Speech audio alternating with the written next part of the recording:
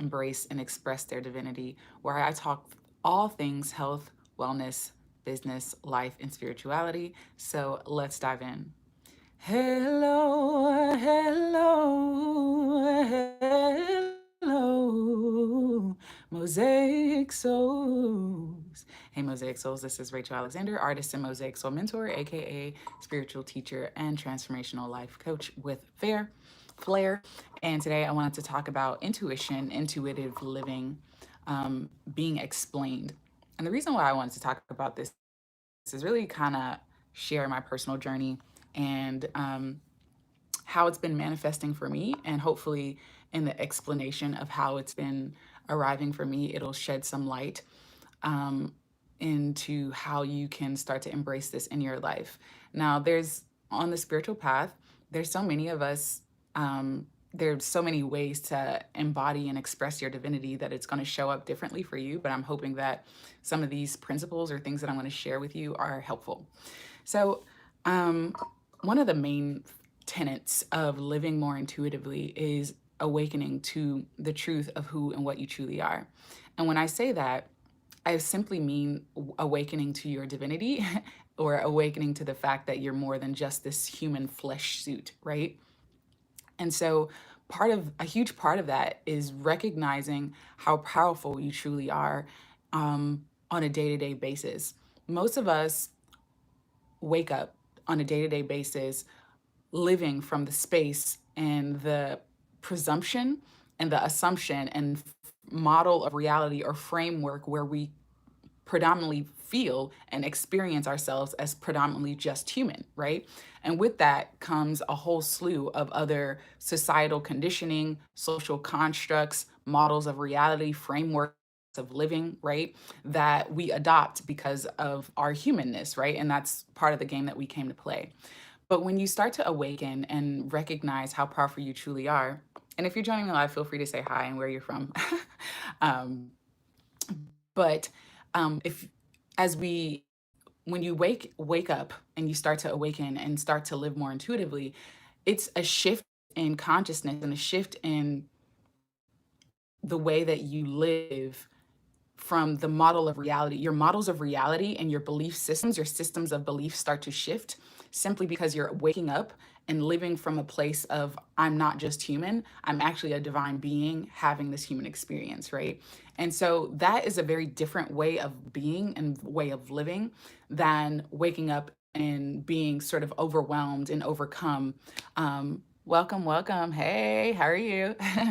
um, uh, that's a different way of being and living than simply moving from the place of fear or moving from this, I'm a human and I have all these things to do, and if I don't do these things something bad will happen, right? That's usually the like modus operandi that most of us live from, this place of fear, right? And I talked about this in one of my old trainings, From Fear to Love, right? And it's really the huge tenet that I find is the difference between living from a place love or intuitive based living or an awakened state of being versus living from sort of lack, scarcity, or just the regular human mundane way of living, is that you start to move more so from a place of love rather than fear. You start to move more so from a place of excitement, passion, joy, peace, serenity, insight, intuition, clarity, right? Those become your new modus operandi versus reaction. You're no longer reactionary. And this is something I'm still mastering. Okay. So we're ever evolving, ever expanding, right? But that's one of the things that I'm recognizing is that when you wake up from your day to day experiences and how you move in the world, you start to move from this place of, instead of making your decisions from a place of fear, right? Which is where most of the planet is, right? You start to move and make your decisions from a place of just peace and I'm a powerful being. Of course, this is like, it's sort of like this already done energy. And I talk about that in the number one thing for manifesting what you desire. But you move from this place of inner knowing of your own innate divine power. And so I wanted to share that I just recorded a breakdown of the 7 Hermetic principles or 7 laws of Tahuti, whatever you call them. I call them the divine laws. and my divine team or my spirit fam sort of take on that. So I sort of did sort of a call and response type thing where I share with them, or I said the law, and then they kind of shared their feedback on each of the laws. And so that was pretty transformational for me, just kind of hearing, I've been wanting to do that, and I've heard various different answers, and pretty much it kind of pulled it all into one audio recording. So if you're interested in that, definitely I'll put a link to that afterwards later on today, but you can check that out. But anyways, what they shared in the gist of that is when you understand how powerful you truly are, right? When you understand that you are an infinite being playing this temporary human experience, or playing this human game, this temporary game called human life on planet Earth as a human being, right? You recognize that all the societal constructs, right, all the social conditioning, all the fear-based way of living is just that. It's a social construct. It's a framework of living. It's a model of reality that you can choose to play on that playground, that I call them like experiential, like playgrounds. Like we come to play on different playgrounds. And most of the humans on the planet are playing on the fear-based, lack-based, social construct playground versus playing on this other playground of awaken awakened on in your divinity. Let me caveat this by saying there is no right or wrong, right? We have a tendency with the law of duality or polarity, or just in our human experience, we have a tendency to say, well, this is right and this is wrong, or this is right and this is wrong, right? And there is no right or wrong. You are where you are, right? And we came here for the journey. We came here for the journey of expansion and living more intuitively. But intuitive living is really about moving from the true you, right? Living from the true essence of who and what you truly are. No longer moving and taking action from fear. No longer moving and taking action from this place of scarcity or fear that something bad will happen, because you know that you live in a vibrational universe and you are a vibrational being.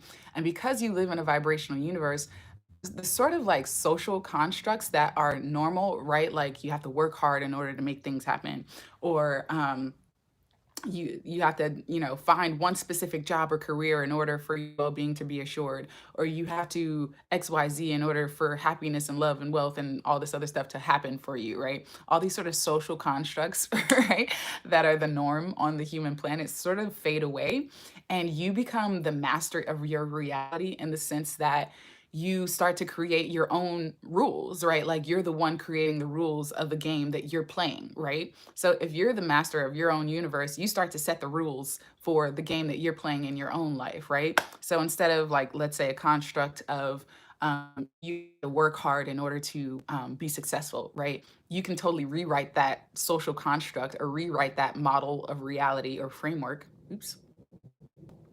Rewrite that model of reality or framework. And what you could rewrite it as, for example, is the more and more I have fun, or the more and more I relax and enjoy my life, the more abundance, happiness, joy, and wealth and well-being that I experience, right? Instead of I have to work hard in order to make money, or I have to work hard in order to be successful. It'd be like the more joy, love, and peace and excitement and passion that I move from, the more successful I am. That's a whole different like version of reality, of experiencing yourself and experiencing your divinity. The way you move in the world from one model of reality to the next model of reality is completely different, right? And so that's just sort of an example. If you're joining me live and you have any questions, let me know. But this is sort of just the basic tenets of intuitive living that I've recognized, not only in my own life, but I've seen and just many people who are sort of spiritually awakened in the way they live is very different from others. Is that um, there's this sense of deep peace and just powerful inner knowing of your divinity, and powerful inner knowing of how powerful you truly are, and this powerful um, place of peace that you move from, right? And you're no longer moving from this place of, what do I have to do next? Um, some people call it like the rat race. Robert Kiyosaki calls it the rat race, right? Um, Most of us wake up and we're automatic, and sort of when you live from a more intuitive place, it starts to express itself differently. You can choose to live in the rat race, and you can choose to take forced action based upon, old societal constructs, or you can choose to live from a place of inner knowing and power. And from that place of inner knowing and power, you can manifest whatever it is you desire. And it's not even about manifesting, I'm doing this to manifest things. It's sort of like you just live from the truth of who you are, right? Like you're not trying to make anything happen because you already like when when you know that your well-being is already assured, you ain't trying to make something happen, right? Like there's this inner peace and there's this inner knowing that you're good, you're Gucci, you don't have to try to make things happen because the moment you think it, the moment the law of mentalism, right? The all is mind, the universe is mental, right? The moment you think it, it exists in a vibrational unit, the law of vibration, it exists in a vibrational reality. And therefore, the only thing you need to do is to simply vibrationally align your true self with that. And just aligning to who you truly are is really alignment to your desires, right? And so that's really the difference. Is really the underlying thread that I see is you're moving from love rather than from fear. And that usually is the way that you express yourself. And it's a really, it's a really radically different way of living on the planet for sure, because most of us are not living from that place. And when you're moving from a place of love, your decisions are from passion, joy, and excitement, and love and peace and clarity, rather than from, the opposite of those, right? And so those are just really the differences that I've noticed within my own human experience. And the way that you start to become or cultivate living more intuitively is to start to, instead of practicing, because we've practiced a certain way of being like for 20, 30, 40 years, 50 years of being on the planet, right?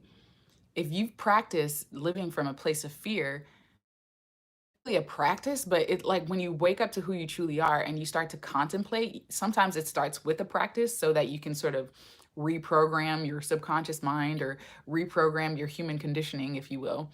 And then once you've sort of moved in out of that, the practice sort of die down and you just move from your true soul self, your true infinite expression of the divine that you are, and you start to move from the inner knowing of who and what you truly are, the inner embodiment of who you truly are. You see what I'm saying? So it might start off as a meditation practice. It might start off as a morning journaling practice. It might start off as a gratitude practice. It might start off as a, walks out in nature practice. Whatever it is that resonates for you, it might start off as those, and then it will slowly morph into whatever else it needs to morph in, and the practices sort of fall away. I noticed that, many different spiritual teachers teach various different rituals and ways of really trying to get your human self on board with your divine self. And I'm really all for it. Like I'm like, do whatever feels good. As you know, my mantra is flow with what feels good and let go of what doesn't. So with that being said, for me, I'm really here for simplicity, which is why you don't hear me talk about a lot of different rituals per se on this channel. You don't hear me talking about, charge your crystals in the full moon, or, make sure you pull a tarot card every day. And, and I have nothing against those really, because I do them in my own life sometimes. Whatever floats my boat, really. It's whatever I'm feeling and flowing with. But the reason why I say that is practices and processes and rituals are simply all to get you to this one point of aligning with who and what you truly are, right? When you align with your true self, when you align with the powerful being that you truly are, the rituals and all the practices and processes that we do can start to fade away. Not that they need to. If you want to stick to your rituals and your practices, then do that. Flow with what feels good, let go of what doesn't. But those, it doesn't become this sort of worker bee thing, right? Sometimes we have a tendency to bring our worker bee aspect to spirituality, thinking that, okay, I have to work at this in order to be good. Oh, I forgot to meditate. I'm a bad human being. I'm a bad spiritual awakened person. I didn't meditate today, and we become like very rigid and dogmatic about it. And I'm all about like flow and following your highest excitement and following your soul and your inner guidance, right? And so the rituals that we might practice, like doing spiritual baths or cleansings and, reading the tarot or charging your crystals and all those things that people do, um, can be a way to, like, just a doorway. It's just a pathway into helping you step further into your divinity, right? And it's nothing wrong with any of those practices. There's nothing wrong with any of those rituals. Flow with what feels good, let go of what doesn't. I share some of the things that have worked for me and some of the things that I do. But there's no rigidity around it, right? The whole point of any of those is really to wake up to who you truly are and to stay in alignment with your true self. And when you stay in alignment, um, you live from an intuitive place, like you move from this place of yes, rather than fear, contract. Like you move from this place of expansion rather than contraction. And it's not that the expansion is better than the other, it's just a different experience, right? And so that's just the difference that I've learned from living from a more intuitive place. And I'm still mastering this in my own life. I'm not perfect at it. But what I've grokked is that in the morning, like when I wake up on my day to day experience, instead of the old version of me that used to be there, I used to wake up like in how it used to manifest for me. I used to wake up in complete like well, yeah, a while ago. I remember probably like 2017 or something. I used to wake up, or 2016. I used to wake up in like terror of like anxiety, panic attacks or something. And it was from this basic tenet or construct, social construct that I had subscribed to, this model of reality, this reality subscription that I subscribed to that said that if I don't do X, Y, and Z, that my well-being would not be assured. And because my well-being would not be assured, something bad would happen to me, right? And so that was sort of the model of reality that I was living from. And I would wake up in those sort of anxiety attacks, right? Or just moving from fear a lot. And so what I started to do was just cultivate more and more of remembering who I truly am and starting to contemplate instead of waking up and thinking, oh, I have to do XYZ. What do I need to do in order to make sure that my well-being is okay? I started to take time in the morning and take time throughout my day to really just contemplate, who are you, Rachel? Like, who are you? Like, who are you truly? Not the, oh, I'm Rachel, I'm a Black woman. No, not that version of you. Yes, you're playing this role, but who are you truly, right? And for me, just asking myself, who are you? And what do you know to be true? That was something else that my divine team would always say to me as well. What do you know to be true? And for some reason, just those little nuances would just pull me back into the remembrance of, oh, yeah, this is all a game. This is all temporary. Like this, I'm really a soul having this human experience. And I had a moment of forgetfulness, right? I forgot that I'm a divine being having this human experience, instead of moving from this place of fear and anxiety and this place of forgetfulness of the powerful being that I truly am. I moved from this place of, oh, yeah, um, I'm beyond all that. Like, I forgot how powerful I truly am, right? So, yeah, that's just really the essence of it, right? Intuitive living is starting to listen to your intuitive voice, the inner you, the divine true you that I would say is beyond just the antics of the human monkey mind, the conditioned social conditioned mind, and it's starting to move from a place of, we all have that intuitive voice, but how often do we listen to it? An intuitive, that inner voice that says, move this way, don't do that, right? Like that kind of energy.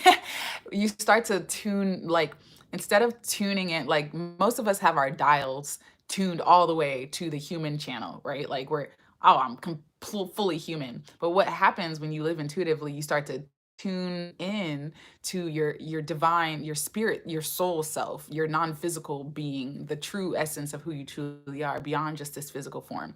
Because this physical form is, everybody's physical form is going to drop at some point. We all going to die. We all going to exit at some point, right? And so what, instead of having to exit in order to experience your divinity, you start to tune into your divinity while you're in human form now, and start to listen to your intuitive voice. You start to observe the fear when it arises. You start to observe the antics of the mind when it tells you that you're not good enough, or start to observe the antics of the mind when it says it creates mental projections of bad things happening, right? Like all these things that happen in our human form, you become vastly aware of the games that are played, and you can kind and not above it in the sense of, oh, this is bad, but you just rise out of it rather, and you start to move from this place of, oh, this is all a game. This is why I was called Earth a playground. Okay. Because it feels like a playground to me for most of the time. Most of the time, it feels like this big, huge playground. And you start to see life as sort of like this big skit, like, oh, and you're the director of your own show, and you get to, like, you know, choose how you want things to be expressed or experienced on this stage called your life. So, yeah, I think I'm complete with sharing that. If you have any questions, feel free to let me know in the comments below. And let me know if you live intuitively, or if you've experienced your intuition in the comments or chat below. And let me know, like, how that has manifested for you, how that shows up in your day-to-day life. For me, it's very moment to moment experience of what wants to be expressed in this moment, what wants to be experienced in this moment. And it's not necessarily that I'm asking myself these questions all the time, but it's more so like, it's almost if you see a child before they enter into like the conditioned state of fear, when a child is just like moving around and having fun, and like they're like living all free and stuff like that. It's like sort of the essence of that, like childhood fervor and childhood innocence. You sort of enter back into that, but with instead of just playing the fool card, you move into like the magician card, right? Like the magician of the tarot, or the state of really, or the priestess, like really infinite wisdom that you're tapping into. And so you're no longer just the fool, but you're the fool, the magician, and the priestess, like all in one. And you're, enjoying the ride of humanity while you're here. And yeah. Okay, I think I'm done chatting. Hopefully this was helpful for some of you. And as always, flow with what feels good and let go of what doesn't, because you are divine. You are a divine being, and your soul knows exactly what you've come to explore and express and experience while on this planet. And if you're looking for more help, definitely visit me at divineearthschool.com/call to see how we can help you, transition and move more into the truth of who you are. I'm just reading this comment. Hello. This video is literally on time to the minute. I had an appointment 15 minutes ago and gave my anxiety, and I didn't want to attend. For not serving my true self. So much confirmation. Thank you. You're so welcome. You're so welcome. I'm glad that it was helpful. I'm glad that it was helpful for sure. Yeah. So visit me at Divine Earth School. Also, if you are looking for more, I've been doing live events with my divine team. I don't know why I call my spirit fam. I call them my spirit fam. Those non-physical folks, my spiritual posse, who give me insights and guidance. And if you're interested in that, visit me at divineearthschool.com/I am divine to join our monthly live events that we do, that I have been hosting since March. So I'm holding a live event in March where I get online and I share sort of whatever my divine team wants to talk about, and their topic and their insights. And it's really about higher consciousness, living in the world from your true selves, and the variety of that. I'll put a link of that in the description box below as well. So remember, what you conceive is what you'll receive. What you expect is what you'll get. And however you feel is what will become real for you. So vibrate higher, and I will chat with you guys next time. Peace, love, and light.